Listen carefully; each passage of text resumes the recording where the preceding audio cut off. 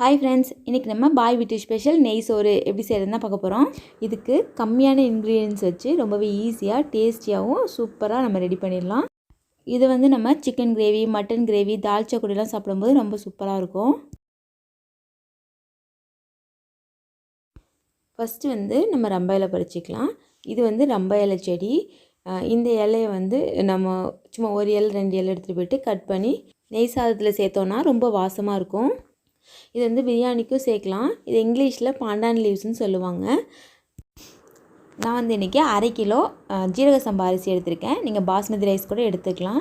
First வந்து இது போல் ஒரு பாத்திரத்தில் அளந்துக்கோங்க. அப்போ தான் நம்ம தண்ணி சேர்க்கறதுக்கு கரெக்டாக இருக்கும். இதை வந்து 2 தடவை அலசிட்டு இதில் தண்ணி ஊற்றி நம்ம ஊற வச்சுக்கலாம். நெய் சாதம் செய்கிறதுக்கு நம்ம அடிகனமான பாத்திரம் எடுத்துகிட்டு அதில் ஒரு 3 டேபிள் ஸ்பூன் எண்ணெய் சேர்த்துக்கலாம். கூடவே 1 டேபிள் ஸ்பூன் நெய். இது நல்லா சூடாகட்டும். இப்போ இதில் 2 துண்டு பட்டை,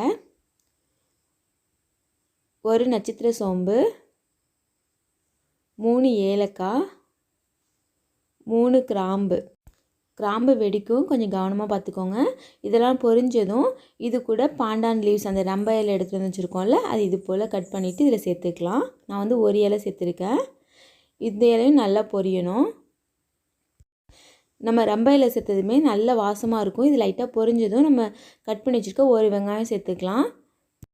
கூடவே கட் பண்ணி வச்சுருக்க 2 சின்ன வெங்காயம் அதையும் சேர்த்துக்கலாம். இது வந்து நெய் சோறுக்கு நல்ல ஃப்ளேவரும் டேஸ்ட்டும் கொடுக்கும். அப்புறம் 2 கீறின பச்சை மிளகாய் அதையும் சேர்த்துட்டு நல்லா வதக்கிக்கலாம். இது ஸ்டவ்வை வந்து லோ ஃப்ளேமில் வச்சுட்டு ஒரு 5 நிமிஷத்துக்கு இது நல்லா வதக்கிக்கோங்க. இப்போ லைட்டாக கலந்து விட்டு இதை மூடி வச்சிடலாம். அப்பப்போ மூடி எடுத்துகிட்டு நல்லா வந்து கலந்து விடுங்க. நம்ம அடிகனமான பாத்திரம் எடுத்தோம்னா சீக்கிரம் அடி பிடிச்சிடாது. அதே போல் ஸ்டவ் லோ ஃப்ளேமில் வச்சு கொஞ்சம் மெதுவாகவே வந்து வதங்கணும். இது வந்து ஒரு ப்ரௌனிஷாக வராமல் ஒரு கண்ணாடி பதத்துக்கு வரணும். அது போல் நம்ம நல்லா வதக்கிக்கலாம். வெங்காயம் நல்லா வதங்கி கரெக்டான பதத்தில் இருக்குது. இப்போ இது கூட 1 டேபிள் ஸ்பூன் இஞ்சி பூண்டு விழுது, 1 டேபிள் ஸ்பூன் தயிர். இதோட பச்சை வாசனை போகிறது வரைக்கும் நல்லா வதக்கிக்கோங்க. ஸ்டவ் வந்து லோ ஃப்ளேமில் தான் இருக்கணும்.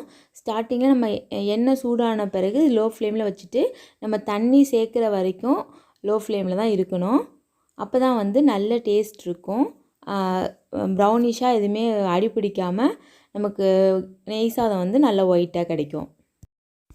இஞ்சி பூண்டு பேஸ்ட்லாம் நல்லா வதங்கிருச்சு. இப்போ வந்து நம்ம கொஞ்சமாக கொத்தமல்லி, கொஞ்சம் புதினா சேர்த்துக்கலாம். நம்ம பிரியாணிக்கு மாதிரி ஒரு புடி சேர்க்க தேவையில்லை. கொஞ்சம் கொஞ்சமாக சேர்த்திங்கனாலே போதும். அந்த ஃப்ளேவருக்காக தான். இதே லைட்டாக கலந்து விட்டுக்கோங்க. இதையுமே நம்ம ஒரு 5 நிமிஷத்துக்கு மூடி வச்சு குக் பண்ணிக்கலாம். அப்பப்போ மூடி எடுத்துகிட்டு நல்லா கலந்து விட்டுக்கோங்க. இது வந்து நல்லா வதங்கி எண்ணெய் பிரிஞ்சு வரணும். அந்தளவுக்கு தான் நம்ம வந்து வதக்கணும். இப்போ பார்த்திங்கன்னா உங்களுக்கு தெரியும், நல்ல வதங்கி எண்ணெய் பிரிஞ்சு வந்திருக்கு. இதோட ஃப்ளேவர் வந்து இப்போவே நமக்கு ரொம்பவே நல்லாயிருக்கும். இப்போ நம்ம தண்ணி சேர்த்துக்கலாம். நான் ஃபஸ்ட்டே ஒரு கவலையில் 1 கவலை அரிசி அளந்தேன்ல, அதுக்கு 2 கவலை வந்து நம்ம தண்ணி சேர்த்துக்கிறேன். நீங்கள் வந்து புது அரிசியாக இருந்ததுன்னா 1 கப் ரைஸுக்கு 1½ கப் தண்ணி சேர்த்திங்கன்னா கரெக்டாக இருக்கும். நான் வாங்கின ஜீரக சம்பா வந்து கொஞ்சம் பழைய அரிசி, நின்று சாதம் வேகும். அதனால் நான் 2 கப் சேர்த்துக்கிறேன்.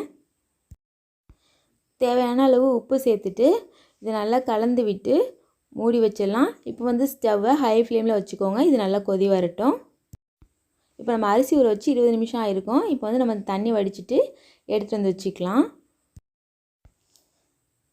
தண்ணி நல்லா கொதிக்க ஆரம்பிச்சிருச்சு. இப்போ வந்து நம்ம தண்ணி வடித்து எடுத்து வச்சுருக்க ஊற வச்ச அரிசியை வந்து சேர்த்துக்கலாம். இதை ஒரு நல்லா கலந்து விட்டு நம்ம மூடி வச்சிடலாம். அதே போல் தான் அப்பப்போ மூடி எடுத்துகிட்டு கலந்து விட்டுக்கோங்க. இப்போ பாருங்கள், தண்ணி இன்னுமே கொஞ்சம் ட்ரை ஆகணும். இப்போ பார்த்திங்கன்னா தண்ணிலாம் கொஞ்சம் நல்லா ட்ரை ஆகிருக்கு. நம்ம கலந்து விடும்போது பார்த்திங்கன்னா அடியில் கொஞ்சம் தண்ணி இருக்க மாதிரி இருக்கும். ஆனால் அரிசிக்கு மேலே தண்ணி இருக்காது. இப்போ வந்து நம்ம தம் வச்சிடலாம்.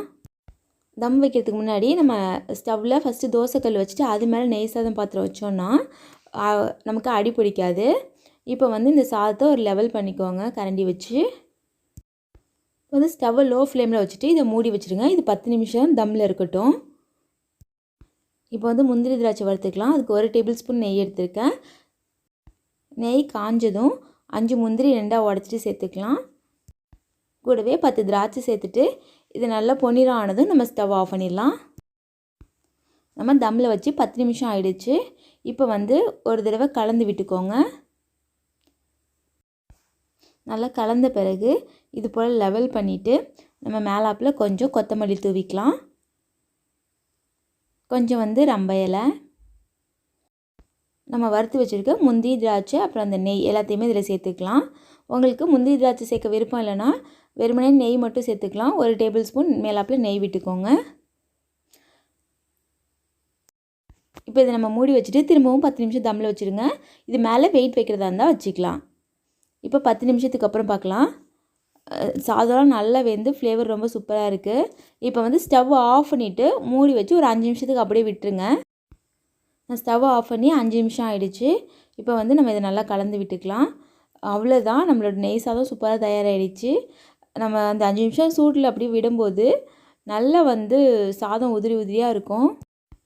உங்களுக்கு ரம்ப இலை சேர்த்தே ஆகணும்னு கிடையாது. ரம்ப இலை கிடைக்கலனா பிரச்சனை இல்லை, ஸ்கிப் பண்ணிக்கோங்க. மற்றபடி வந்து நம்ம மற்றது எல்லாமே சேர்த்து செஞ்சாலுமே நெய் சாதம் நல்லா வாசமாக இருக்கும். அந்த ரம்ப இலை சேர்த்தோன்னா இன்னும் வந்து எக்ஸ்ட்ரா ஃப்ளேவர் இருக்கும், அதுக்காக தான் நம்ம சேர்க்குறோம். அவ்வளோதான் ஃப்ரெண்ட்ஸ், நெய் சாதம் சூப்பராக ரெடி ஆகிடுச்சு. இது வந்து நம்ம பிரியாணிக்கு ஈக்குவலாக நம்ம இதை செய்யலாம். இதுக்கு வந்து mutton gravy, chicken gravy, dalcha கூடலாம் சாப்பிடும்போது ஒரு டேஸ்ட் வந்து அவ்வளோ சூப்பராக இருக்கும். இந்த ரெசிபி உங்களுக்கு பிடிச்சிருந்ததுன்னா கண்டிப்பாக நீங்களும் ட்ரை பண்ணி பாருங்கள். உங்கள் ஃப்ரெண்ட்ஸ் கூட ஷேர் பண்ணுங்கள்.